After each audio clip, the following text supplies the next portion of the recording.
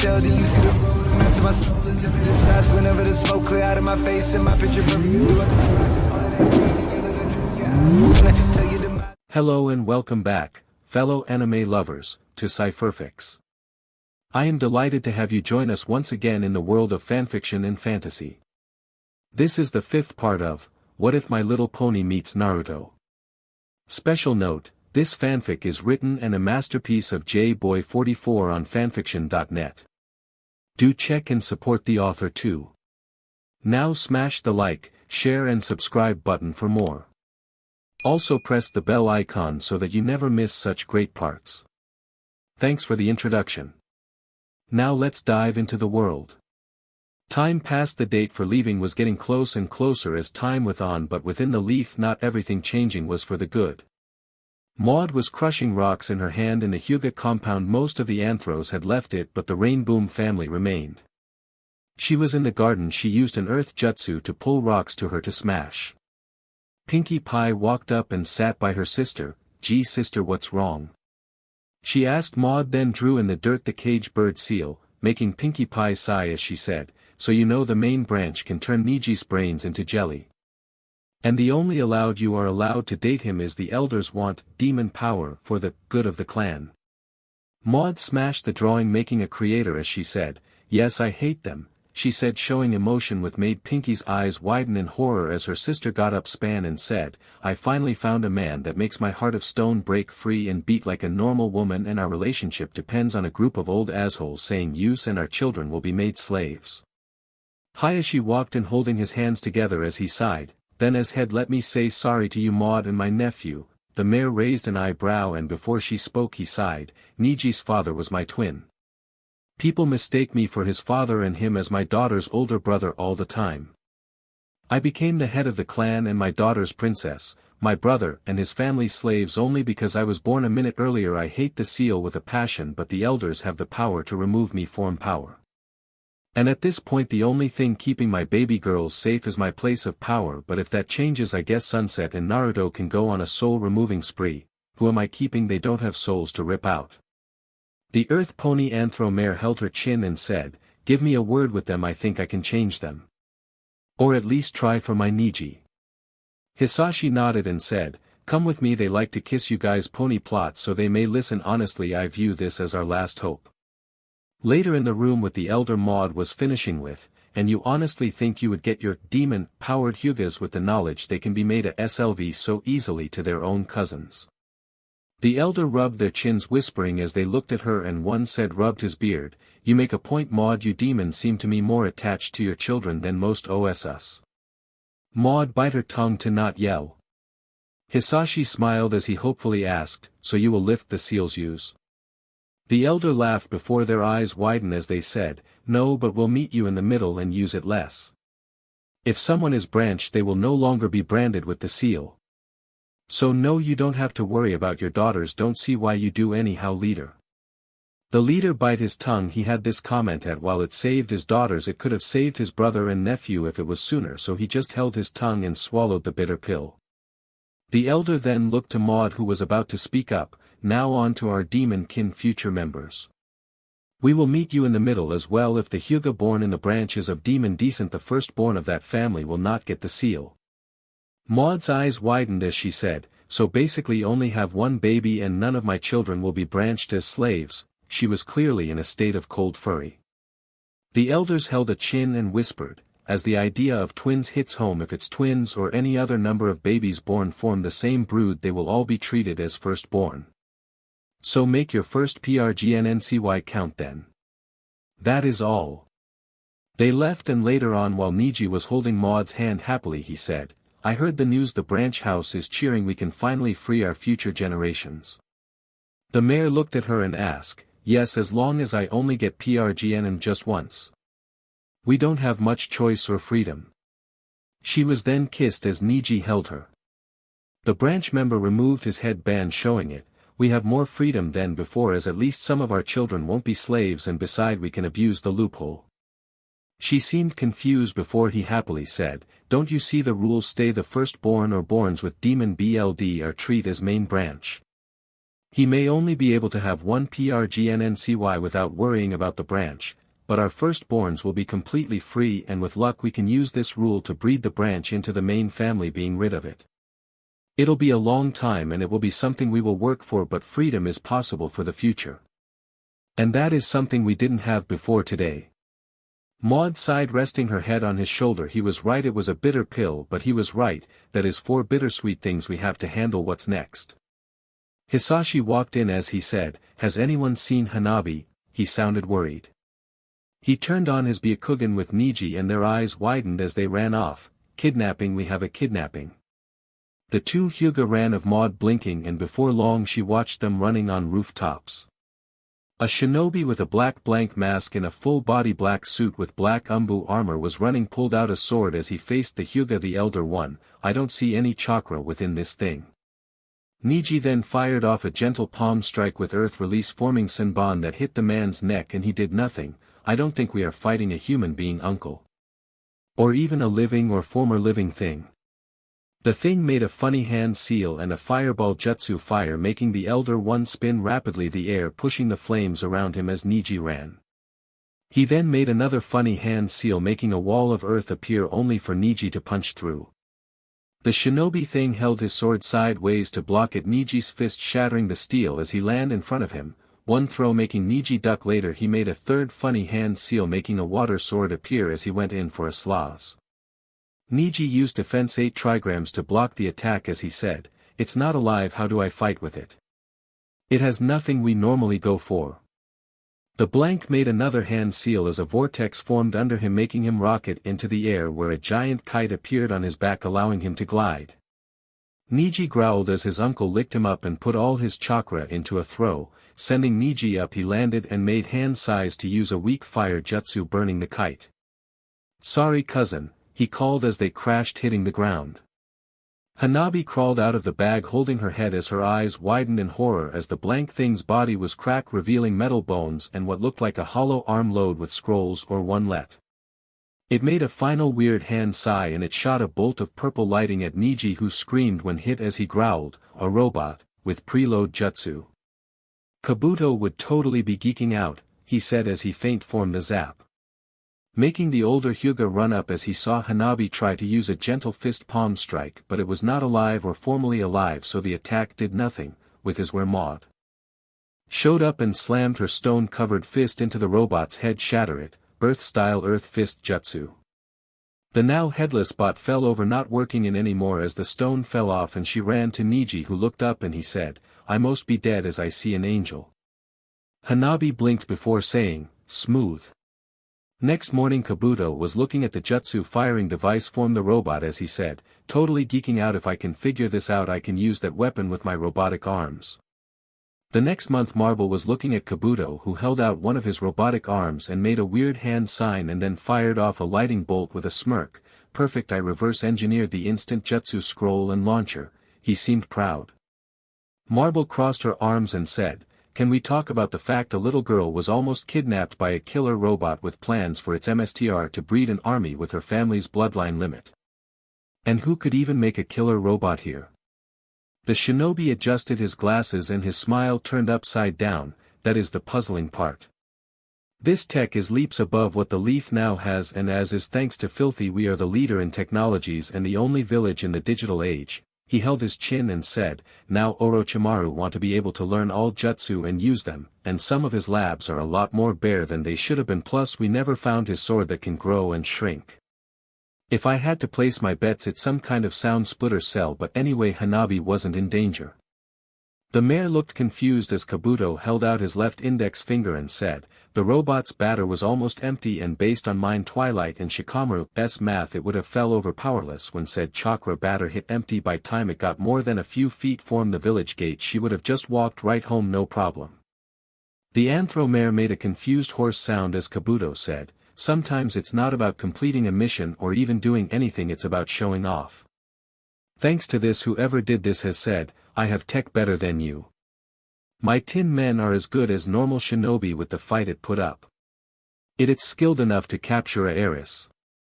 It can fly. And you don't even know who I am. A scary though and message. Hanabi was most likely just a way to drive on home. After all, the Hyuga are the mightiest clan and their normal fighting style won't work on the robot. But the robot could fight them just fine. She looked scared now and gulped as Kabuto continued as he held up the other hand. On the other hand, Cloud is taking the heat for it as they have been wanting the Byakugan for generations and the thing used a sword. Cloud is famous for swordsmanship and combining a blade with lighting jutsu. Another thing the robot had. Plus it used an older molder Cloud glider kite repaired and upgrade with a wind jutsu scroll. So they clearly don't like Cloud, or at least had plans for that village to take the heat from the stunt. So they don't like us and they don't like Cloud. The white-haired man then crossed his arms and he said, as we are number one and they are number two, that puts a lot of other possible, but I believe it was personal matter for our unknown enemy. I feel like they will found us while we travel a lot till we find them and beat them. But this quick launch jutsu scroll and launcher is now our edge. I would say everyone carry one with a jutsu they normal can't do, or at least a shadow clone scroll turbo charged by Sunset or Naruto for numbers. Marble was nervous and point behind him, and in a moment Kabuto turned on his arm's shield to block a sword strike as he turned to see another one of the ninja robots. Okay, Ninjabot versus Ninjaborg. Okay then. Kabuto jumped as his arm's built-in sword came out to block the ninja robot's blade before the sword sparked with lighting with a finger movement, and Kabuto screamed as the metal arched down his metal arm to him as he yelled out, as metal as Holi. He then head-butted the thing, knocking it back, but he held his hurting head as forehead protector meet metal. He was shaking as the robot held out his hand to fire off a lighting bolt, and Kabuto tried to run, but it arched to him thanks to the metal in his body, making him fall over in pain as his arm's shield and sword retracted as he said, "And my robots don't feel pain, message taken." He then held out his arm and made a hand sigh. While the robot was about to send another lighting bolt out, about 100 Kabutos appear, all tackling him, so the lighting bolt hit him as well. While the clones dispelled the real Kabuto, eject his shield arm and reached behind him, making a seal trigger, giving him a new arm that had 4 metal claws around it in a circle around a hollow point. He then held it out and fired off a ball of normal chakra, Tail Beast Ball Blaster Techno Remake. He called out as the attack hit and broke one of the robot's arms off, leaving only the left holding its katana. The robot's blade sparked with lighting as he said, and its lighting is a function of the blade. Yeah, it had to be. Marble my bag quick, there is a launcher and scroll in it. Load it and fire, he said as he tried to run, but the robot rocked to him by ejecting its legs. It landed on him, his sword right one, his metal arm, as Kabuto screamed, "It's electrocuting me." Marble was in a panic as she put on the glove and loaded in the one scroll and made the hand sign shown on the back of the scroll. In a moment an instant jutsu launched. It was a spiral burst of water and wind that hit both, making the robot stop completely rusted, while Kabuto was panting, unable to move thanks to his own limbs being rusted as he panted. Good think I made new limbs this morphing that also had launchers. Marble, please knock this thing off me and unhook my arms and legs. They are rusting thanks to the rust release blast. I'll get metal poisoning if they stay attached. Marble gulped as she pushed the killer robot off her boyfriend, then grabbed his right arm, making it come off easily as she gulped. This is F. Kabuto panted as he said, "I am the one who almost died, darling," he said, agreeing with her with an add of, "I agree, after all it almost F shocked me to death. This thing was personalized to fight me. And win. I'll need to find a way to shock-proof my limps." A few weeks later Kabuto was holding his new metal right arm in a tank of zapping electric L's as he smiled, perfect, covering every inch of this things in plastic, insulated them. Naruto then walked by, noticed this and said, "Yes, but a powerful charge of lighting can overpower anything blocking it, man. And I am pretty sure even a sloppy lighting bolt is stronger than those fish," he said, pointing at the tank. The white-haired man said, "You know, I liked you better when all you could do was growl and say my Hinata, sister, and ramen," he said with a chuckle. The 10 Tails span his hands around and said, "Right back at you, you noble ass. You are only doing this as you want to be the most amazing of the Tin Men ninjas," he said flat. Kabuto adjusted his glasses and added, "Yes, this is also a pride matter at how bad I lost to a remote-controlled puppet with a teaser sword. Wish it wasn't rust to death, could have come in handy. I'll look into it with Twilight and Shikamaru." At with point Spike walked by, nose up in the air as Akamaru said, how many times most I say sorry. Spike looked back to his boyfriend and said, I know you had a thing for that poodle the lady next door owns. You sniffed him. Akamaru said, he sniffed me first. It would be rude not to, he said following his angry boyfriend. Spiky Wikey, please come on, I love you. Kabuto adjusted his glasses again and said, how is that the most couple drama we've had? I mean honestly. Think if we feed our spare gala stone to a lion we could have a talking lesbian lioness. Naruto held his chin and after thinking about it, meet me at the zoo in an hour. Meanwhile off in the ways. A man in a blank white helmet, with a black visor with a sound symbol above it in the same outfit as his ninja robots plus a black long boat and was talking in what sounded like a digital voice, so you beat the ninja robots so far. Well, I got my data for our rematches. In the forest outside the lead village.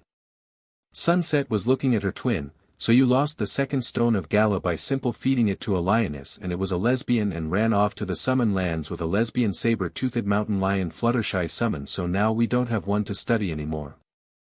Naruto nodded and said, yeah, we were just joking around but it happened, who know. Well anyway, any breakthroughs on who is sending the ninja robots? The vixen shook her head holding out her hands as she said, we have no clues whatsoever. They keep exploding when they lose. All I knows is the last one had a one-tailed chakra shroud, so whoever it is had the missing 9 tails tail beast recreation talisman and is milking it, or found a large deposit of Kurama or our chakra to gather up and use. Naruto held his chin as he said, so a robot Hanyu or tail beast is possible, good to know, he said sarcastically. The ring-eyed lady then said, please, it's not like they'll just drop something like that. In a moment an orange box rolled out. The box unfolded into what looked like a horse-sized robotic fox with no tails, and in a moment its jaws opened, roared as 6 tails of fire-like chakra burst into being behind it as it readied its claws and charged. Naruto jumped to his right, summoning a rook wall to land on as he crossed his arms, not going to drop a robot demon sister. Sunset made a barrier to block it, making it jump back as she said, okay brother, you got me. I jinxed it. But come on, we outclassed this thing. She said, slamming a hand down, summoning what looked like a massive bird with a drill beak to flow at it, only for the robot Kitsune to fire a small tail beast ball blaster at it, killing it. Naruto jumped down, firing off a beam from his tail tip that made the machine jump back. Yes, but we are holding back to not blow up the village. Same thing can't be said for the robot Kurama 6000 over their sister, he said, pointing at it. The vixen then summoned a chain and tipped it with a rasengan and used it like a flail to try and hit the machine, only for it to bite the chain, and in a moment she smiled as chains branched off, wrapping up the robot holding it still as he said, yeah, but it's stupid. In a moment the tails turned off and the chains shattered before the tails came back, and Naruto said, and unlike a living thing it can restart itself to escape chakra chains by way of it turning off its chakra for a moment, he said, moving to his sister's side as he made the clone sigh and summoned shadow clones. The clones charging, exploding into burst or lighting and fire as he said, kamikaze multi-shadow clones. Lighting fired the last robot. The robot fox roared just fine as it walked through as Sunset said, yes, but this one is shock-proof, she said, just horried by the side of a robot that was basically in her and her brother's form walking through the flames of lighting like a true demon. This is horrible. But at that point they notice its tail count went down to 4. As Naruto held out his left hand, firing off a blast of water chakra as he said, and look. It lost 2 tails. The water did nothing, but it did now only have 3, so Sunset held her left hand out, turning it into a missile launcher that fired, exploding all around it as she yelled out, so what, outlast the fake fox? Where is our honor, brother dear? She called out, insulted by it. The fox kept walking, covered by a barrier as it fired off 3 beams from its tails, making the fox twins break apart. Naruto made shadow clones as he called out, don't see any other options. Unlike the living, it's not going to stop to lick its wounds or get tired. It also won't care about damage to the area around it.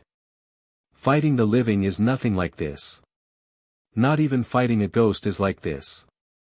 At least the ghost still had a soul, he called out as Sunset likewise made a mass of clones.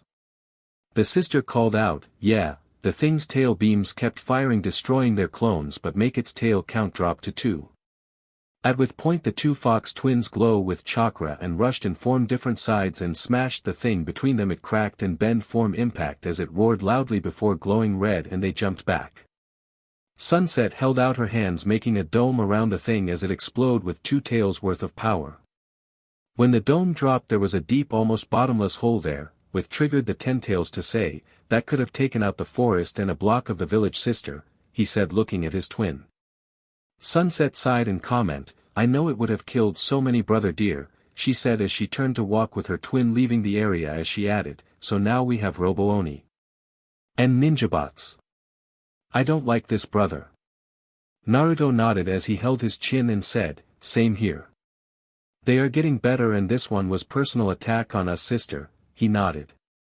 The vixen then continued speaking as she held her chin, I say my guess on the tail beast talisman for 9 tails is the most logical to explain that. Combine that with Kabuto's theory of sound remnant and it's a good chance Orochimaru does have one last trick to mess with us. Brother. The male fox Hanyu then comment, and that can kiss my tailed ass. Sister, they had re-entered the village. Sunset then comment, maybe we should stop with all this referring to each other as brother and sister when we are done talking thing it's creeping me the F out, she said shaking it. Naruto nodded and said, we are demonic twins we are the poster children for creepy twin Sunset, more so now that we aren't feral using an instant ramen cup to play tug of war. Sunset shrugged admitting her brother's point, but still I count 7 tails used meaning our bot maker has 2 tails of tailed beast chakra left to use. If my theory is correct. Meanwhile in the tower. Celestia was looking around her office as she said, okay so far I am not haunting me anymore, she said nervous before Kabuto walked in and waved, and she sighed and said, oh just one of my kids' friends what brings you to my office and how? Kabuto unhooked his arm and said, I took off my arm and your guards faint like bees. The Hokage lady rolled her eyes at this as he said, as for why I think you've read enough to know about our robot ninja problem. The mayor then nodded and said, why yes your point. The white-haired shinobi adjusted his glasses, my point is I talked to Sunset on the phone and then to Twilight and Shikamaru we want to set up a trap. But we'll need some chakra, he said pulling out a chakra battery, charge it and it'll be our bait. Celestia grabbed it and in a moment it was charged as she handed it back she said, don't tell me the plan but I would like to point out how horrible it is a group of teens are doing this SHT and not the goddamn adults. Kabuto smiled as he said, the adults are mostly to SCK in their ways. Later on Kabuto was setting the battery Celestia charged, with ones charged by Twilight, Luna Naruto and Sunset in a circle as he said, there we now had 3 2 goddess 1 demigoddess and 2 Hanayo's chakra if our man is behind this he will come. That is when the unnamed shinobi walked out holding Oikimaru's old sword beside him was 3 ninja robots and 1 2-tailed robot Kurama. That is when Lee and Pinkie Pie showed up and got into fighting stances with Kabuto as the white-haired guy, this is between me and my counterpart over there I can trust you guys to handle the machines. The two nodded. While Pinkie Pie and Lee were smashing the robot ninja. Kabuto was fighting the leader. In a moment the nameless leader pulled out Orochimaru's sword and it grew as he swung it. Kabuto summoned his build and arm shield and it sparked with lighting with channeled through the blade to its owner's hand but the shock did nothing. The white-haired man blinked as the leader made the blade shrink and he charged. The leaf shinobi made a funny hand sigh to use shadow clone and 10 more of him appeared as he said, it's not adding up. The shadow clones all jumped and exploded into fire but the nameless shinobi charged through his cloths burning to reveal metal under as he swung his blade making Kabuto block again. The white-haired shinobi's eyes widened, you're a robot too, his other arm's blade popped out as he took on a defense stance as he called out, how even. The machine then spoke up, Orochimaru sealed a part of his chakra within me the prototype autonomous shinobi puppet. Continued the project for him I have, he then made a funny hand sigh summoning a horde of normal-sized snakes. Kabuto made a hand sigh that was weird and in a moment an icy mist came and froze the snakes as he said, and your instant jutsu launcher has made us stronger so thanks for that partial ghost in a shell, he said as he blocked another rocketing sword strike and jumped back. He then made another hand sigh as he held out his hand shooting a large fireball it hit the robot but did nothing. The machine walked as he said, your attempts are illogical, such weakness do not apply to machines organic. Kabuto then smirked as he used his last funny hand sigh to make the ground below him become mud. The robot sung but found himself struggling to get out of it, the wet ground. As Kabuto smirked, the fire warped your joints, form the heat twice, those warped joints are now filled with a lot of mud thanks to me melting frozen ground. Before using mudslide jutsu on you.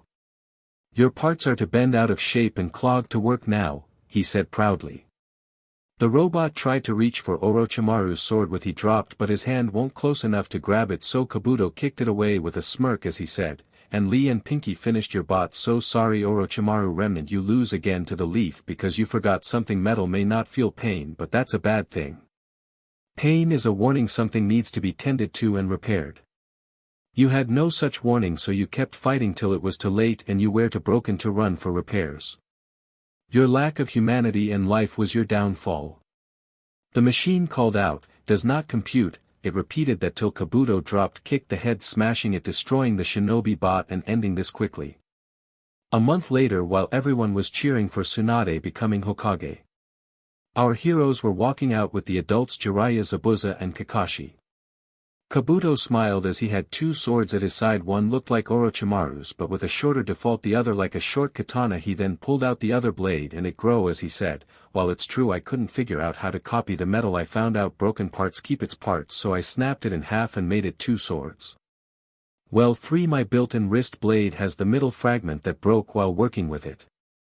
Lee smiled as he said, so 3 endless swords, instant jutsu and all kinds of built-in tools. Your quest to return to shinobi duty has paid off great with your flames of youth. Lee said, giving a thumbs up, wearing his own jutsu gauntlet as he whispered, also thanks for the ninjutsu. Kabuto quickly handed the smaller copy blade to Limestone, here take this to protect yourself. Limestone kissed him and took it, putting it in her kimono band. Pinkie Pie then said, on the road for 2 years with my friends and sisters, this is great. How about a sing-along? Spike then yelled out, how about we don't and say we did. He was riding on Akamaru's back as the white dog had gotten bigger. Fluttershy then whispered to Shino, I hope Spike isn't the donut as he isn't growing but Akamaru is. Shino was quiet for a moment and he said, okay, I did not need those images, Fluttershy. Rarity waved goodbye. By Leaf, you aren't a nice place but you're better than the other place we've been to before, she said bittersweet about leaving. Niji nodded as he said, yeah, but it's getting better, so training around for 2 years while we wait for an enemy to show up. Trenderhoof smiled as he said, maybe we'll see Temujin again, he said, hoping as he added, he was a nice guy even if he didn't know his boss was a bad guy. Applejack nodded as she span her chain blade around and said, yeah, now Oz would like to see someone try to mess with us along the way. We are a pretty dangerous group, y'all. Haku then comment on this as he said, yeah, you ladies are scary, I wonder what sights we'll see and what things we'll learn. Naruto smiled as he used his tails to pull Hinata closer as he said, well, you will always see the 10 tails and the sage of the 6th paths walking side by side. Sunset smiled and elbowed her brother before cuddling up to the red flash sentry, yes, after all, twin power. Zabuza sighed, we'll probably see more ghosts, ghouls, demons and more magical freaks coming in through F portals and BS over the next few years. Pinkie Pie held her chin, seeing images of underground equestrian life form fighting more place form Canterlot City, other guests and strange things, as she said, yeah, just no clowns. I hate those F-airs, she shivered. Maud blinked before saying, and I want to find other strange geological events to study and document. The old toad sage, there is a village of summoned toads that has a waterfall field with toad statues that are the people who failed to learn sage jutsu's fate. There was a pause as Twilight said, how about F not to that? Shikamaru nodded in agreement rapidly as they all hummed and walked along their path leaving the forest as Choji said, look, the war train is still here, he said pointing at the now vine-covered thing. Kakashi rolled his eye, a wonder of the leaf, and it is left here to rot, shameful people, shameful, he said pulling out a book. Rainbow Dash stretched as she said, well, it is tied to a pretty scary time, I mean monsters, Orochimaru's remnants and ghost samurai, she said remembering it all. Zabuza held his old injury form, the ghost fight at the mention of it, the wound had healed, just leaving a scar, but the memory of a ghost trying to kill him hung in his mind as it would anyone. Hinata smiled and said, "Yeah, but when we got back Lady Hokage haunted herself." Limestone then said something to continue it, 2 words: crazy robots. Kabuto then rolled his eyes, and like all that, we got new stuff that make us stronger thanks to it. So it was worth it all to get here. Now. We are about to leave the forest and the Leaf Village will soon be out of sight. Everyone turn and salute before going back on their way. 1 year later at a small lake our heroes were taking a break. While most of those gathered took on their canon outfits, or not changed at all, the Fox Twins, Trenderhoof, Flash Sentry, and the Rainbooms all had new looks. They all kept the normal knife holder on their left leg. Naruto was dressed in a red coat with the kanji for 10 on it, orange undershirt, yellow gloves, black pants, black sandals. His headband was now changed. He had the bang replaced with one that was lavender to remind him of Hinata with he was adjusting. Sunset had changed. She was now in a red kimono that had no shoulders and a short skirt. It had yellow trim. Around her waist was a yellow ribbon with her leaf headband plate on it. She also had on yellow stockings and red sandals. She had a yellow ribbon keeping her hair in a ponytail. Trenderhoof had changed outfits. He had on a black shirt, with a white umbu-style vest, with a grey hoodie over it. His sword was at his left side. He had on black pants, black sandals, and his leaf headband was now tied around his bicep. Flash Sentry was now in a black jacket, blue undershirt, blue pants, black sandals. As he was a private student he didn't have a headband with the leaf symbol, but he had a pure fabric one tied the back of his left hand. The metal plate was blank, but he still wore it to feel closer to his friends. Rarity had changed ad bit. She hot had filled out a bit more biting, still hot, but she had some meat on her bones. She had a blue kimono that had no shoulders and was sideless, but the skirt part came down to her knees. The thing had purple trim and a purple band. She had purple stockings that had the toes cut off showing her hooves, and the purple heel sandals she had one. Her headband was around her neck. Twilight had kept her Anko's Angel's jacket, but under it she had a lavender bikini top, black short shirts and black heel sandals. Her headband was now tied around her right leg, and her wings now had a small patch of blowing feathers. Her mane was also becoming ethereal, much like Luna and Celestia's. Rainbow Dash also kept her Anko's angle coat. She had under it a white sports top, black short sport shorts, black heel sandals. She also had the sleeves of the coat removed and the bottom trimmed so it stopped at the back of her knees. She also had one black sleeveless gloves with metal blades on the back of them that had the leaf symbol. Her headband tied her left arm. Fluttershy kept the coat but had it trimmed down to a vest. She had under it a white bikini top, green sideless skirt that stopped above her knees was over white short shorts. Her headband was made into a sash around it, giving her the leaf symbol on her left peach. She had green stockings that showed her hooves in her green heel sandal boots. She also had green sleeve-like gloves with white metal around the palm and forearm. Applejack had a red shirt tied up over the middle so it revealed her stomach, peach and abs. She kept her heat. She also had what looked like jeans cut into short shorts, brown heel sandals, boots made to look like cowboy boots. She had a held that held her chain blade weapon on her left peach. She also had on a new brown vest with the leaf symbol on the back, and cowboy-like gloves. Her headband was tied around her left arm below her shoulder. Pinkie Pie had changed her look to what looked like a bodysuit like Lee's but in blue with the sleeves cut off showing her shoulders and arms along with a diamond cut out over the back making it so the only thing holding it up was the part around her neck. She had pink leg warmers around her ankles above her pink heel sandals making it almost look like she was barefoot. She had white bandages wrapped around her arms stopping at her shoulders. She had a pink sash around her waist. Her headband was tying her mane into a ponytail. The Pinkie girl hugged Lee who was red as she said, 1 year trips half hour. And we have improved so much. I mean Applejack can channel Earth Chakra to make her blade weapon a mace if she needs to. The cowgirl was spinning the blade chain as the earth formed around the blade making it a mace and the weapon a jail, yeah for when brute force is need instead of sharp roping. She then turned red when Trenderhoof hugged her from behind and kissed her neck. Rainbow was looking around holding her chest in shame as she said, "Fit at this right even Sakura well beat me." Sai then smiled and happily said, "You are not flat, you're sporty plus the back is better than the other girls." The blue mare looked at her boyfriend and said, "You get points for trying but we all know that goes to Applejack." "I mean damn. Cowgirl." The orange mare was turning red. Pinkie Pie then said, "I've been trying to get my sisters to change looks but nope, they are sticking to kimonos, generic ones at that. I mean come on, we are all rocking the same figure. I should be the only one showing it off with a bodysuit." And I know their boyfriends would agree. "Well, not out loud," she said giggling. Fluttershy was stretching her arms. "I would love to keep talking about who's prettiest but can we focus on what is important? We will be in the Sand Village soon and it's for Gaara to offer an apology to Lee and that is going to be something." Naruto then rolled his eyes. "I think me and Sunset's newborn Alicorn Colt cousin shooting star by way of Aunt Luna is more important as that is interesting." Shikamaru then pointed at the Hanyu. "I agree with the Hanyu on that one." Choji was eating chips as he said, "I honestly think on our way back passing through that village believed to be haunted by a ghostly horseman is more worrying as we know ghosts are real, no form the cure warrior BS. Shino adjusted his sunglasses as he said, "Yes, just hearing about it makes my hive shiver." We also have a legend of a land filled with horrifying hybrid monster beast. Fluttershy is so happy for that one she wants to add to her summon collection.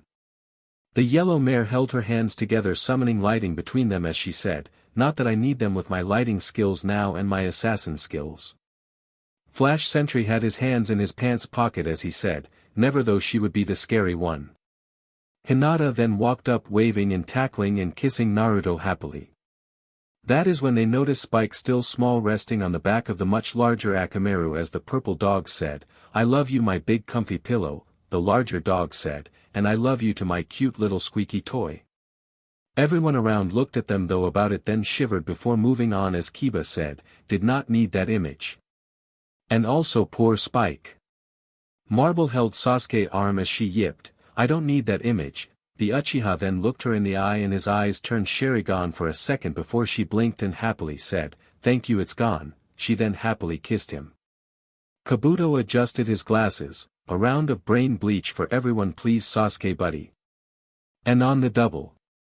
Niji was beside Maud as he said, "Very much please." After that let's focus on the fact this trip is half-hour and we are just now getting to possible problems. I mean we probably can handle them, I just think it's a warning sigh. Choji then rolled his eyes, "It's only a jinx if you talk about it," he said stating the facts, "so thank you Niji." Days later in Sand Village. Lee was walking and talking with Pinkie Pie who was fanning herself. "I had to forgive him, I can't challenge him to a rematch, he is in his element plus the heat is murder on you girls so I couldn't even have backup form you tear, he had a most unyouthful edge." Pinkie then said, "Yeah check please," she then fainted into her boyfriend's arms form the heat. Within Pinkie Pie's mind. Pinkie Pie was walking past memories of Canterlot High as she held her chin, the good old days before Anonymous. She then walked past the New Leaf Village memories, the new good times. She then walked by a dark scary looking room as a flat-maned and tailed version of her covered in BLD holding a bloody battle axe was smirking evilly as she said, "And the ugly. Shut up Pinkamena." She then walked past it and came to a door that was all boarded up. Pinkie then formed a mallet and hammered it, "I know I shouldn't but I most." She then walked in and saw rooms with sliding views. She opened it to see memories of overhearing people calling her a demon for her new anthro body and she rolled her eyes, "The hall of things I want to forget." She then walked by one marked Chunin exams and moved along, not opening that fluster F whirlwind of nightmares and BS. She then opened one and saw the curse warrior looking at her making her jump out of her skin like she did that day. She panted and said, "SHT," she then came to one and opened the door to hear her mom saying the following to her dad. "Maybe we should tell her that, after my sister and her husband died we adopted the young Pinkie Pie and we are really her aunt and uncle." Her jaw dropped as she remained froze and she pictured her siblings and her. They were similar so they were family but they didn't really look like siblings. "I shouldn't have When she did wake up she was in a room in a hotel with the AC jacked up to max, and she got up and went to see Maud Limestone and Marble, and she said, "Girls, I just uncovered a repressed memory of Mom saying she was really my aunt." Maud sighed as she spoke up. "We knew this day would come. You were so young you forgot, but we couldn't. We knew our aunt and uncle. Your BRTH dad is where you get the pink form. His name was Neon Brush, an artist, and your BRTH mom was a new hippie who loved to party. Her name was Cupcakes." Pinkie Pie held her chin and said, "Okay, yeah, making some sense here. I mean, you guys are my siblings and mom and dad are mom and dad no matter what." "But how did they die?" she asked, not wanting to really know, but she felt like she had to. Limestone then spoke up and sighed, "They were with you as a little kid in a car. An 18-wheeler blow a tire hit you guys and its cargo of knives went into the front seat killing them. You were in the back so they didn't get you," she said sadly, saying this with as little detail as possible. Pinkie remembered her knife-filled cupcake killer dreams. Cupcake was her BRTH mom and the knives were formed that night, as she said. "This explains my recurring nightmares, girls. Thanks, now I know what to tell a therapist, at least. Anything else?" Marble then shyly rubbed the back of her left arm. "Yeah, Aunt and Uncle always said if something happened to them they would come pick you again when they've been dead for 18 years, and while the trip made us all younger, that's tonight." Pinkie Pie nodded and head off to find Lee as she said, "Well, we know ghosts are real, so yeah." She then looked out a window and there was a paler copy of her flat mane and tailed self in a bloody white kimono standing by a bloody white kimono male that looked like Pinkie if she was a guy. Both had empty eyes and she ran and screamed, "Ghosts, ghosts, no want." She then tackled Lee and started explaining while crying, and in a moment Lee pushed Pinkie Pie behind him as both ghosts were in the hallway looking at them.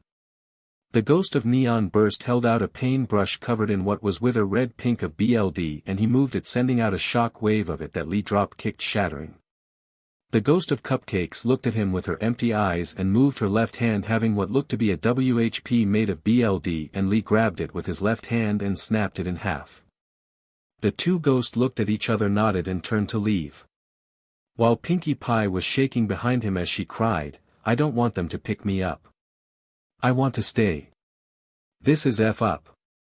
Everyone came after seeing the ghost walk past, and in a moment the group all encircled Pinkie Pie and Lee, keeping in the middle as they all traveled like that. Twilight blinked as she said, "This is so F up in multiple levels. And hearing the story makes it worst.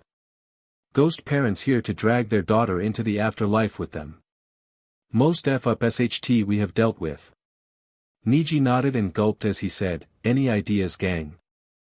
Sunset and Naruto were using their tails to cover the above as they head to the lobby. As Sunset started, "I've been working on seal jutsu like the one that hold tail beasts, her brother the finished, so if chakra chains work on the dead we can lock them away and save Pinkie Pie for that." They head outside and the ghost parents were out waiting for them as Shikamaru said, "Called it." The ghost charged only for Sunset to summon her chakra chains, and she smiled as they grabbed and held the ghost in place as she put down the seal and said, "Pass me a gauntlet."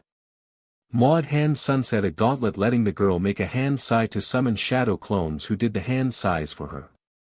In a moment the jutsu started and the seal paper glow, and in a moment the two ghosts were sucked into it, leaving the paper with their picture with rune-like markings forming a circle and an X over them. Everyone broke apart and breathed a heavy sigh of relief. As Sunset handed the paper to Flash, who in a moment covered it in green crystal, "They're protect thanks to my Gala crystal release knockoff," he said happily.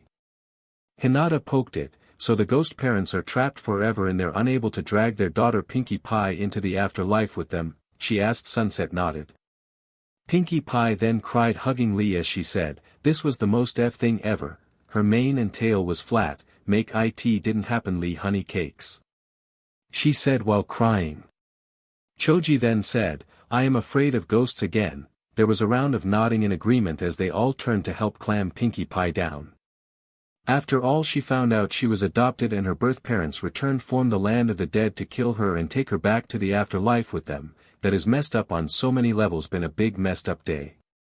At the next stop in the dead of the night in a lonely forest road, Twilight and Shikamaru were jumping out of the way from what looked like a horseman. The horse was black and looked like mist forced into a solid shape with glowing red eyes. the rider looked like a skeleton in knight armor holding a rusty large retinacular blade as big as he was in its left hand. The right held the reins of his horse, where its head would be was a glowing blue fireball. It charged at them again and Twilight flapped taking to the air to avoid it as Shikamaru rolled under the blade and said, "Okay, this is troublesome, we found our ghost rider. Now how to handle it? It's too dark for my shadow possession to work."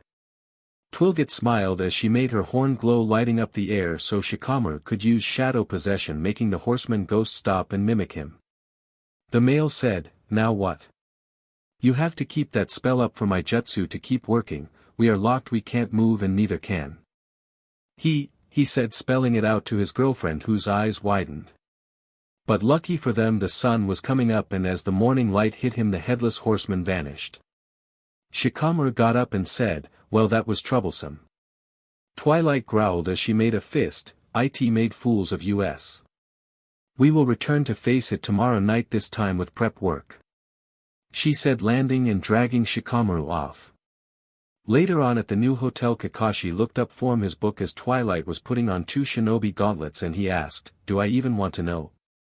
Shikamaru sighed. "She is mad that the ghost horseman we survived only lost because it vanishes in daylight, so we are going back to fight it again," he said sighing as he added, "Troublesome as it is, weird." Kakashi got up from his seat, closed his book and said, "Yeah, real F up SHT, he said as he left holding his head at what he just heard. "If my dad shows up as a ghost next I will SHT myself, then eat it," he said, not wanting any more ghosts. Later on the following night, the headless monster returned charging down that stretch of road, blade out only for Twilight to light up the area for Shikamaru to use shadow possession. Twilight smirked as she made a hand sigh triggering 2 shadow clones to appear. "Thank you, Gauntlet," she said happily as she added, "Now thanks to instant jutsu we can now move to hit our ghost." One of the shadow clones made her horns glow summoning a seal thing, "Behold a spell Luna taught me." When element energy passed through it changes such as this, she then made a hand sigh making a fireball fire through it only to become lighting and strike the immobile horseman. Nothing happened, so she made the hand sigh again, this time fire hit it and came out as a torrent of water. It hit the horseman putting out his flame, but other than that nothing. The clone made the same sigh and this time the fireball became a rain of rocks that went right through it. She growled while making another hand sigh making the fire become hurricane winds that hit but did nothing to it. She then dropped the seal and fired off the normal fireball. It hit but did nothing and she growled as she fired off a magic blast from her horn which dispelled her. The blast hit the horseman's ghost. His armor was now damaged and his horse was gone, so he was standing mimicking Shikamaru, but he still remained. The second one smirked and said, "Data gathered and now we can try something new." In a moment 3 seal symbols appeared and she made 2 hand sighs firing off 2 fireball. One became hurricane winds, one a turret of water, and the final symbol fused them into a flash free that froze the ghost in the block. The clone smiled, but Shikamaru put his hands in his pocket making the in the ice cube ghost let go of his sword and do the same thing, and when he too stepped, the ghost stepped out of the ice as he looked to her with a look of "Did you forget what we are facing?" The shadow clone then tried again. This time it was earth and fire merging into a ball of lava that hid the ghost, but while the heat was melting the ice making the lava get wet and cool into rock, Shikamaru took step to the left, and once more the ghost came out of its prison. "You got anything else or is this all we got?" The sound of his voice showed he was getting bored with this. The shadow clone yelled, "Come on." She ran up to the ghost shaking it, "I put out your head fire. I got rid of your horse. My boyfriend made you drop your sword. Why won't you go away like the curse warrior? Wait, I got it." She then held out a scroll and went to use a sealing jutsu to try and seal the ghost. It seemed to work, but in a moment Shikamaru hopped and the ghost hopped out of the seal he was trapped in. The clone cried and dispelled as she said, "This ain't fair, goddammit." Shikamaru sighed and said, "Look Twilight, I know your pride, but I just don't think some ghost can be stopped. Look at all the ghosts we meet, a vengeful spirit, a self-haunting, ghost parents, and now this thing. They were not the same. And each acted and was beaten differently. For all we know some ghost can't be beaten at all." The real Twilight held her chin as she noticed something, and before long she was smirking and making a hand sigh summoning another clone as she said, "Or they need to be beaten differently." The clone walked over and picked up a fox skull and walked over to the ghost and put it on the bone-like neck. In a moment the skull said, "Thanks," before the ghost vanished. Shikamaru blinked and face-palmed, "There is a joke here but I won't." Troublesome. Later on while leaving it, Flash Sentry rolled his eyes said, "No one make the joke, talking to you Pinkie Pie," he said looking at her. The pink mare said, "Not even I would make that stupid dirty joke," she said with an eye roll. Jiraiya then held up a hand. To summarize this in teacher sense, you were faced with an enemy that seemed to be unbeatable. You came up with amazing moves using your natural and learned abilities together, and when it didn't work you though outside the box to end it. Sound impressive?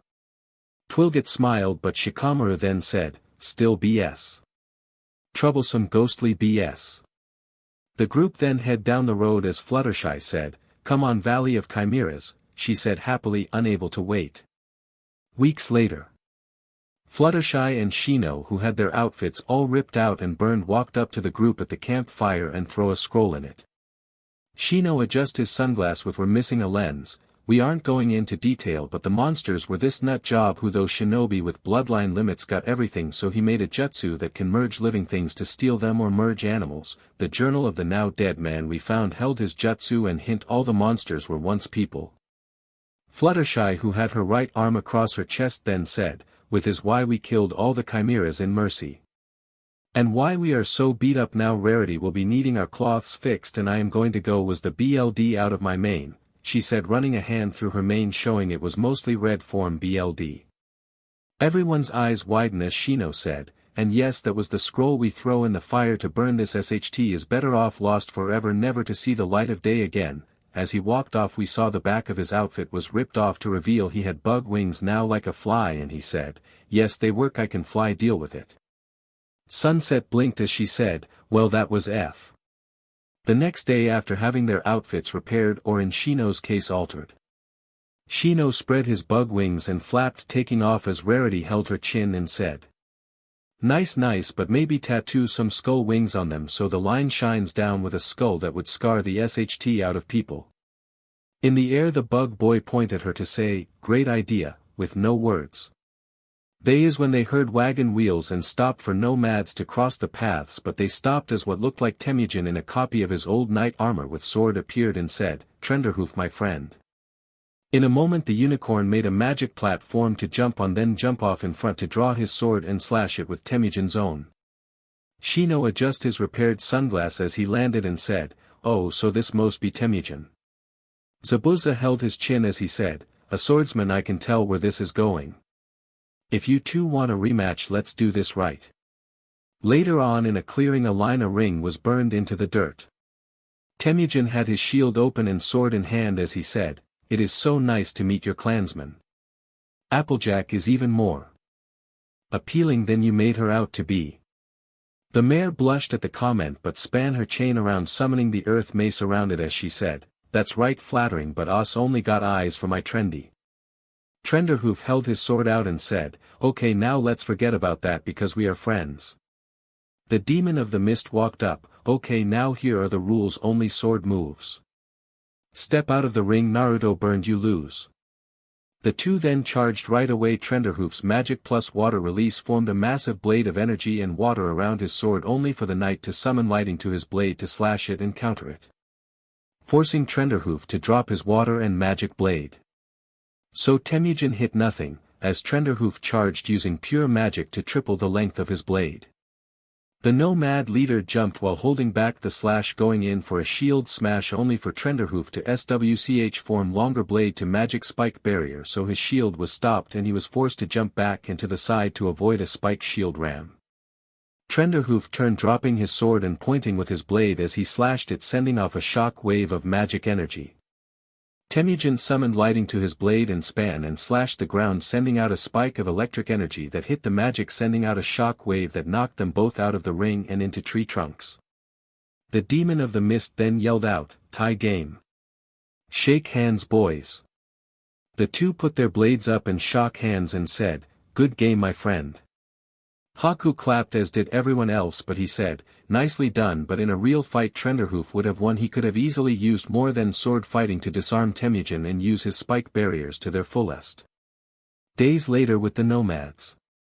They stopped as they came across their women that looked like anthros, they earth pony anthro heads but insect-like wings and ears that looked like fish, same with their tails. They were talking. One said, really Adagio, how is this better? The yellow one said, gee Arya, I don't know, maybe because we at least have hope here. And yes, what is it Sonata? The blue one pointed to them and he said, traveling caravan. Temujin held his chin and removed his helmet as he said, form your looks, I'll take if you belong to the same clan as Trenderhoof. Before the other two said a word, the yellow one Adagio said, why yes, there is a group we belong to, we are a different more rare subtype as. The knight said, trust me, I got that form, how you don't match a unicorn, earth pony, Pegasus, or even the zebra I heard about. It's a real shame we just crossed path with a small group of them. But we are on our way to the leaf where your kind call home, as a favor to my friend will happily give you a lift.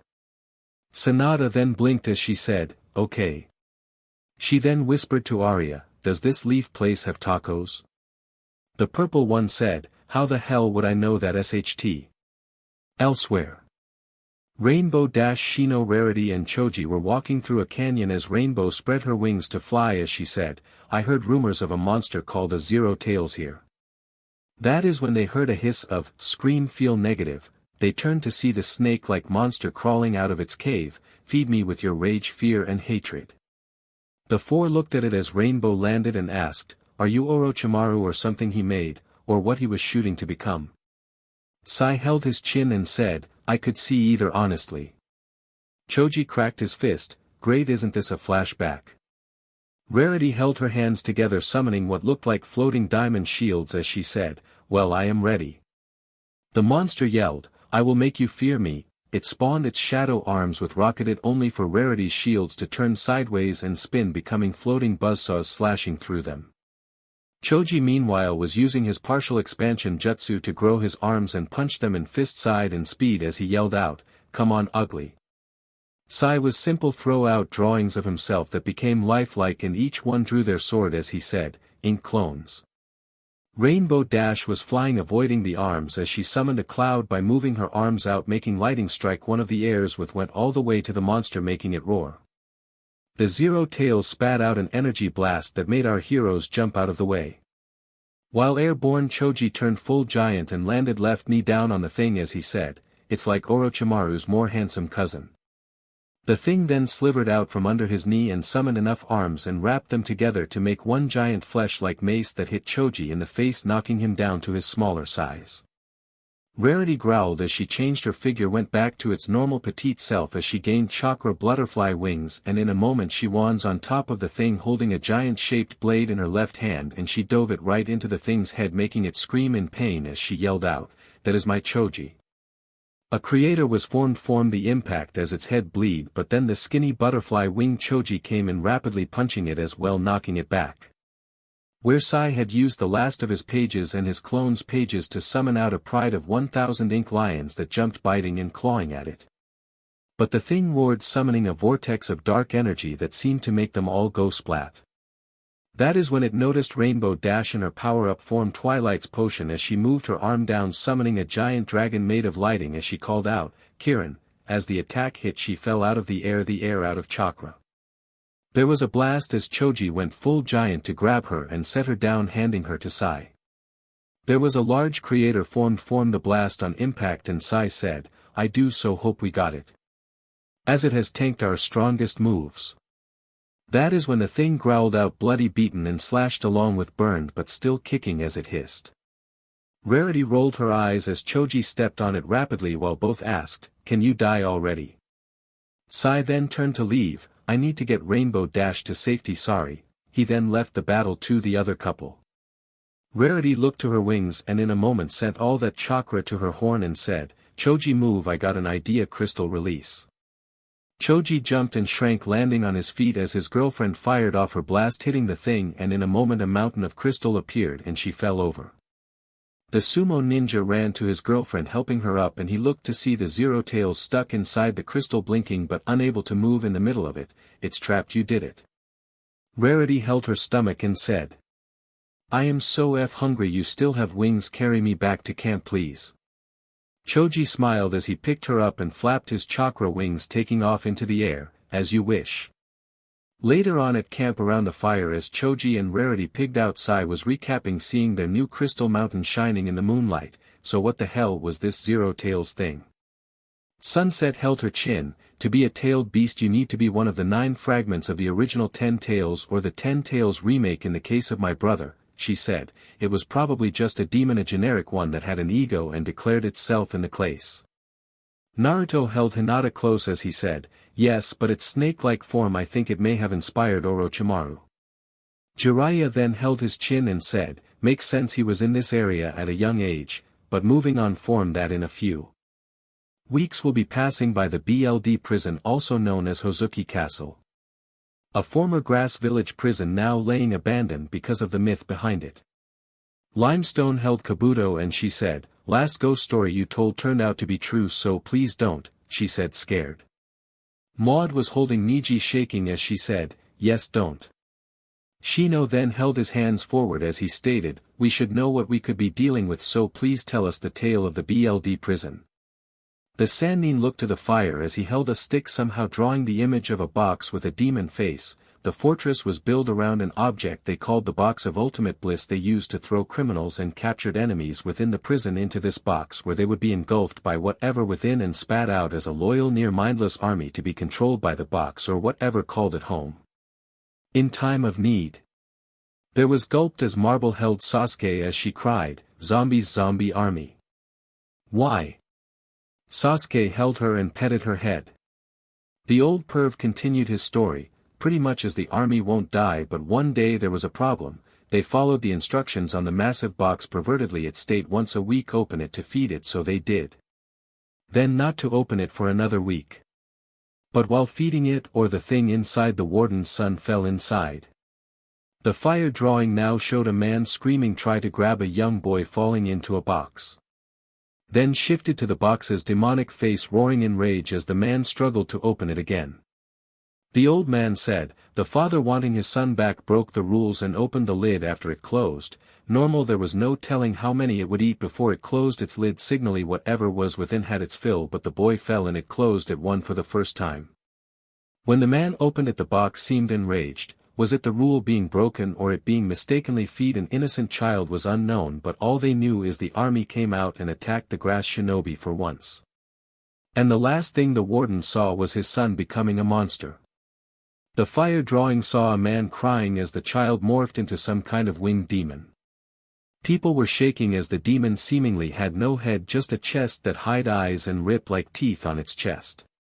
The old man finished his tale. Since then the prison has been closed, but screams are heard form at the box within, still standing glowing the monster that was once a boy still trapped there. It is said if any come to the prison who are guilty of great sin, the beast and its army of the dead will pull them inside to feed the demon when the box's weekly feeding appears. Zabuza held his chin and said, gee, you make it sound like me and Haku will wake up within its walls. Flash gulped and said, yeah, let's hope not. A few weeks later. Zabuza woke up in a cell, the door open in a closed prison as he walked out to spy Haku, Naruto, Sunset, Hinata and Flash as he said, okay, I get my kid, but what about you guys? Naruto and Sunset point at themselves, demons. Flash and Hinata point at themselves, demon lovers.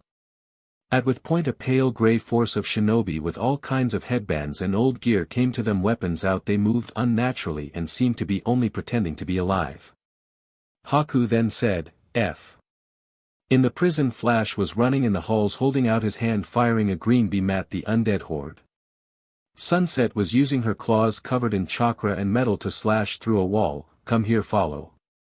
We just need to get to the yard, then we can escape. She then snapped her fingers knocking away some of the horde with her Deva path. Hinata then smiled as she unleashed a lionfish barrage to finish breaking down the wall. Together now. Naruto was holding out his summoning wooden spikes to impale a few of them, yes. Haku was first through as he held out his hands, making an ice staircase for them to escape over the wall with. At that point an undead shinobi with a sword was about to slash him from behind. Only for Zabuza to stop the strike with his blade as he yelled out, "Leave my son alone. I may not have given him life, but life gave me him, and he is the one good thing that pile of SHT gave me." That is when it seemed to rain down bladed feathers down, making Sunset summon a barrier to block it as she looked up to see the crow-like demon that haunted the prison Satori in the air, opening its mouth to fire a tail beast ball blaster-like attack with a roar. Naruto summoned a chakra-made fox skull to fire off a true tail beast ball blaster to counter as he said, "To think it was once human, a child at that." Hinata was in a fighting stance, shaking. "Yes, I know, it is just horrible," she said, crying for the monster she was looking at. Flash flapped his wings as he snapped his fingers. "That's it. Keep it busy, I have an idea." He then flew up to a tower, and when he landed, an undead shinobi with a blade came out, making the saga in training summon a blade of Gala stone energy to clash blades with the zombie as he said, "This is a warden's office." He then landed a hoof kick to the zombie's stomach, knocking a hole in it, but it didn't stop the undead, who just stumbled from impact. Flash looked at it as he changed his blade to a throwing star, a demon wind one and throw, slashing off the shinobi's sword arm, making it draw a knife. Sentry made another sword and ran slashing. He moved to the right, letting the zombie stab his left shoulder so he could slash its head off, making the body fall over. In a moment his blade vanished as he ripped the knife out and grabbed a picture on a desk with a smile. "That's it, a moment to self-heal, then I'll be out."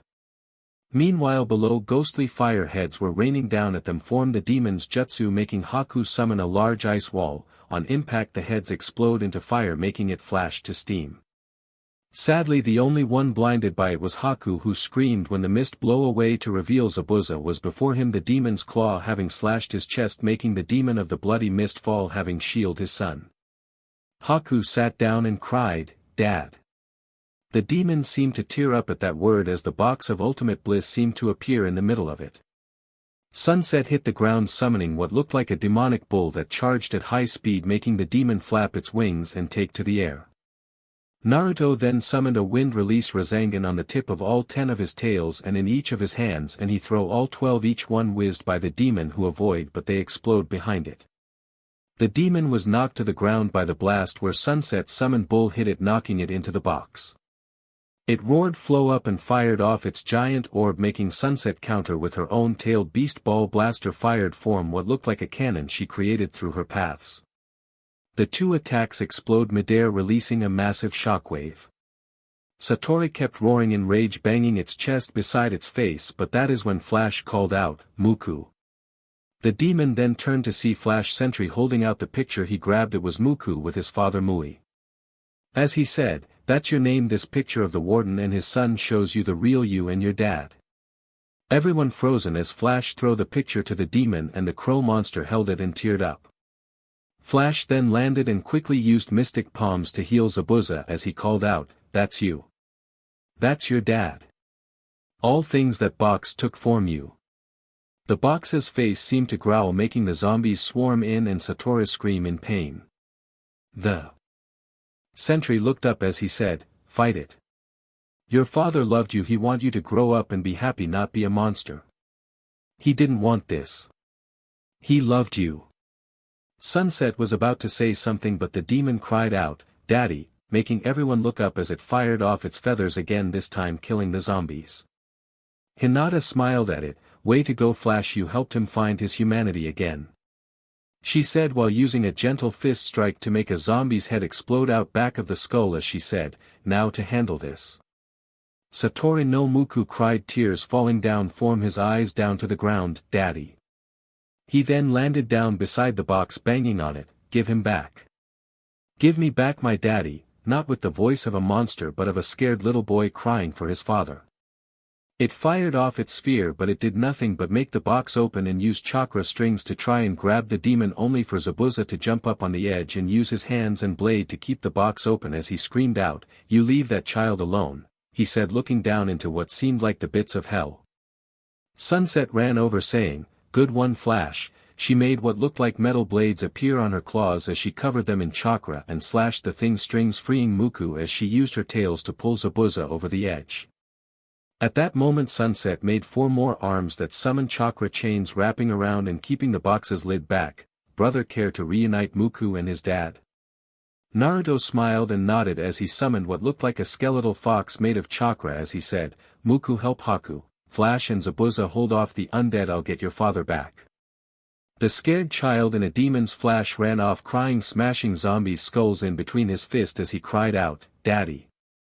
In a moment the skeletal fox's mouth charged a full-powered 10-tailed beast ball blaster that soon fired, destroying the box before it and most of the prison. Sunset had herself in a dome looking on happily. As she turned to see the undead's bodies burn away, revealing ghostly figures under it who called out, thank you, before vanishing. The box was gone, and in the middle of the creator becoming visible thanks to the flight and dust settling was the ghostly figure of Mui, who was stumbling walking over to Satori as he cried out, Muku. The demon cried out and ran, his monstrous form fading away like dust, revealing the ghostly scared child within it, and by the time father and son meet in the middle the demon was gone, revealing the boy completely. In a moment the child jumps into his father's arms crying, Daddy. Mui cried while holding his son happily as he cried, thank you all. Father and son vanished off into the afterlife. Haku removed his mask to show his smile as he and his own father hugged. Sunset and Hinata start to tear up and in a moment hugged their respective boyfriends and cried out, so appealing. In a moment both girls wiped their tears on their boyfriend's sleeves, then blow their nose. Flash, gross Sunset, you could have made a tissue form the air. Later on at camp pretty much everyone was crying at the story's end. Kakashi sighed, at least now we know what the blast we followed to find you was now. And at least they are at peace. So alright folks, that's all for today. Stay tuned for part 6. Do subscribe, like and share for more such videos. Also check out the story and author JBoy44 on fanfiction.net. Press the bell icon to be notified first on release. See you in the next video. Till then, goodbye.